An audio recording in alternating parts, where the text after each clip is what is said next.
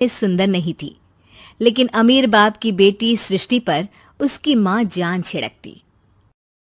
मेरी बेटी कितनी प्यारी है, भगवान सबको सृष्टि जैसी बेटी दे।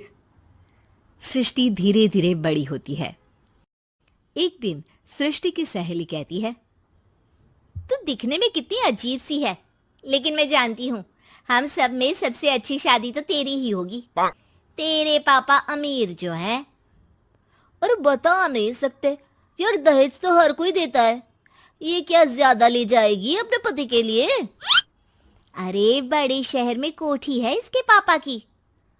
अरे पापा की है ना, कौन सी इसकी है? इसकी होती तब तो कोई भी लड़का इससे शादी कर लेता। अरे पापा की मतलब पापा की है तो मेरी ही है ना? किसने कहा? अब तेरी तो तब होगी ना जब तेरा भाई ना हो। वैसे भी शादी के बाद सारी प्रॉपर्टी भाई के नाम होती है। सृष्टि समझ जाती है कि उसे किसी भी हालत में माँ बाप की सारी प्रॉपर्टी को अपने नाम करना है, लेकिन कैसे? एक दिन सृष्टि का भाई शीनू कहता है, बहन क्या कर रही है? तुझसे एक बात करनी है। अरे हाँ हाँ करना, मैं तो तेरी बहन हूँ। बहन मेरी लाइफ में ना एक लड़की है, बहुत अच्छी है। मैं सोच रहा हूँ माँ और पापा से बात करूँ शादी के लिए। सृष्टि को समझ में आ जाता है कि भाई की शादी होते ही भाभी उसे एक दिन भी घर में बर्दाश्त नहीं करेगी। क्या बात है भाई, बताना कौन है वो?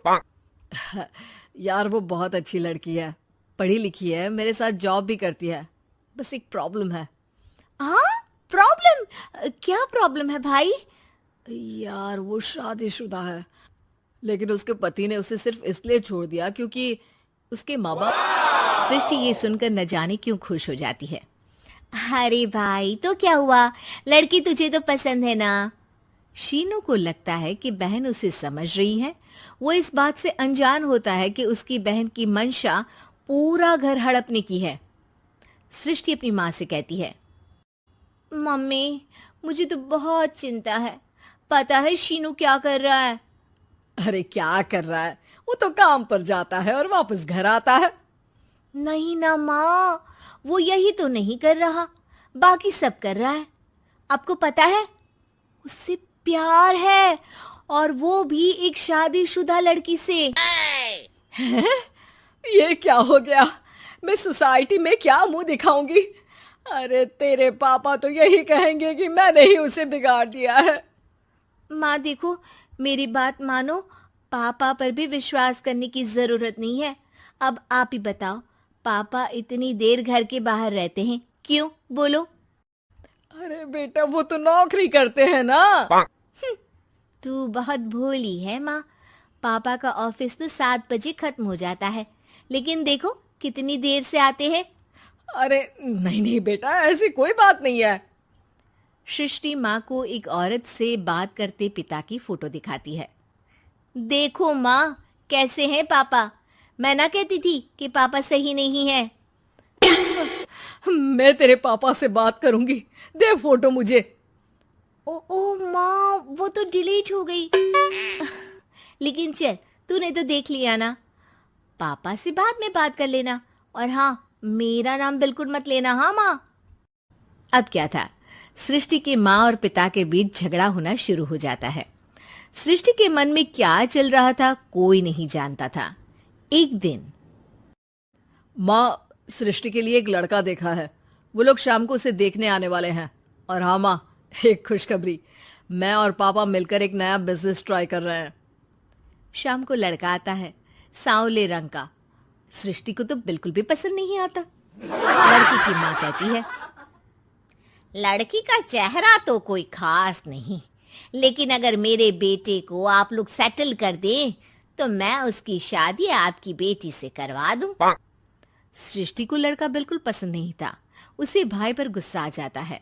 लड़के वालों के जाने के बाद कहती है, माँ देखा शीनू मेरे लिए कैसा लड़का लेकर आया, न दिखाने लायक न सुनने लायक, सेटल भी नहीं, वो भी हम करे। अरे माँ मैं जानती हूँ ये मेरी शादी किसी भी घर में क्यों करवाना चाहता है। अरे कैसी बात कर रही है बहन? तूने तो देखा ना, लड़के को मैंने ही मना कर दिया तुझसे शादी के लिए। जिसने लड़का बताया था उसने उसकी बहुत तारीफ की थी। बात आई गई हो जाती है, लेकिन सृष्टि का मन शांत नहीं होता। क्या करूं, कुछ समझ में नहीं आ रहा। मेरी शादी हो गई तो ये लोग पूरी प्रॉपर्टी शीनू के नाम कर देंगे। मेरे हाथ तो कुछ लगेगा ही नहीं। तभी सृष्टि को आइडिया आता है। वो किसी वकील को फोन करती है। जी देखिए, अगर आपके मम्मी पापा का तलाक हो जाता है तो आपके पिता की आधी प्रॉपर्टी आपकी माँ के नाम हो जाएगी, फिर उसे वो किसी को भी दे सकती है। सृष्टि अब माँ को बेटे के खिलाफ भरती है। माँ, शीनू पर नजर रखा करो। वो जिस लड़की के प्यार में है ना, वो शादीशुदा है। यहाँ आएगी, सारा पैसा, रुपया, जमीन, जायदाद सब हड़प लेगी। पापा का भी हाल तुमसे छुपा नहीं है। ऐसा ना हो कि मैं और आप एक दिन सड़क पर भीख मांगे। हे भगवान, मैं तो जीते जी मर जाऊंगी अगर ऐसा हो गया तो। ऐसा हो गया नहीं माँ, ऐसा ही होगा। अभी समय है, आगे का सोच लो। मैं तो कहती हूँ पापा से आधी प्रॉपर्टी लेकर अलग हो जाओ। पापा की आधी प्रॉपर्टी भी हम लोगों को अगर मिल जाती है ना, तो अगले 7 जन्म सफल समझो। बेचारी माँ बेटी के कहने पर पति से तलाक लेकर अलग हो जाती है। सृष्टि अब पैसों से गाड़ी और अपने दूसरे महंगे शौक पूरे करने लगी। उसके दोस्त भी उसके पैसे इस्तेमाल करते। सृष्टि, कल तुम कहाँ थी? मैं सारा दिन घर पर अकेली थी। तो मैं क्या करूं? मैंने ठेका तो नहीं लिया है ना तुम्हें संभालने का। माँ को सृष्टि से ये उम्मीद नहीं थी। वो बैठकर रोने लगती है। वहीं उसका पति यानी कि सृष्टि के पिता आ जाते हैं। मैं जानता था कि तुम्हारा यही हाल होगा, तो आपने मुझे रोका क्यों नहीं? मैं रोकता तो तुम रुकती क्या? सृष्टि के कहने पर तुमने मुझ पर अपने बेटे पर शक किया, लेकिन तुम ये भूल गई कि कैसे हम दोनों ने मिलकर जीवन में इतना सब खड़ा किया। माँ पति के गले लग जाती है। मुझे माफ कर दीजिए, मैंने आपकी कमाई का एक बड़ा हिस्सा गवा दिया। कोई बात नहीं, तुम साथ हो तो मैं ऐसी 7 प्रॉपर्टी खड़ी कर दूंगा। तभी वहां सृष्टि आ जाती है रोते हुए। माँ, मयंक ने मुझे छोड़ दिया। वो बोल रहा था जब तक मेरे पास पैसे थे तब तक ही वो मेरे साथ था।